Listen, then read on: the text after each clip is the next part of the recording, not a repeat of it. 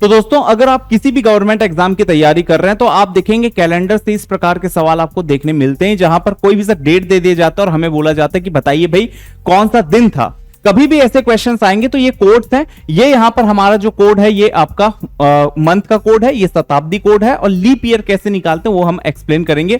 ये 5 चीजें आपको पता है तो आप बड़े आराम से हर सवाल का आंसर दे सकते हैं, वो भी कुछ ही सेकंड में, यूं ही चुटकी बजा के। यकीन मानिए अगर आप 5 क्वेश्चन सॉल्व कर लेते हैं ऐसे, तो आप देखेंगे 6वें सवाल में आपको कोड से याद हो जाएंगे, आप शताब्दी कोड याद कर लेंगे, आपको ये फॉर्मूला याद हो जाएगा, आपको ज्यादा परेशानी नहीं होगा। चलिए फटाफट सॉल्व करते हैं। देखिए दिन दिया है 7, डेट यहां पर सबसे पहले तो 7 मार्च है तो 7, मंथ कोड क्योंकि मार्च है तो मार्च का कोड हो जाएगा 3, शताब्दी कोड की बात करेंगे तो देखिए 1917 है तो 1900 का कोड क्या हो जाएगा, 0 हो जाएगा।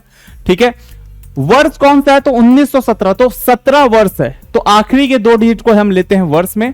और लीप ईयर कितने आए होंगे तो बस आखिरी के 2 डिजिट को 4 से भाग कर लेंगे। 17 को 4 से भाग करोगे तो 4 चौक 16, हर 4 साल में एक लीप ईयर आता है। तो आप देखेंगे 1904, 1908, 1912, 1916 4 लीप ईयर हैं। यहां पर इसको 7 से भाग कर देंगे, इसको जोड़ेंगे तो 7 3 10, 17 4 31 यहां पर हमारा है। 31 को 7 से भाग करेंगे तो 7 चौक 28, शेष फल रह गया 3। अब ये इंपॉर्टेंट है शेष फल। आप देखेंगे कि अगर 1 आता तो पहला दिन हफ्ते का सोमवार होता है, 2 होता है हफ्ते का दूसरा दिन मंगलवार, और 3 होता है बुधवार। तो यहां पर आप देखेंगे 7 मार्च 1917 जो है बुधवार आ जाएगा। और इस प्रकार से आप हर सवाल का आंसर दे सकते हैं।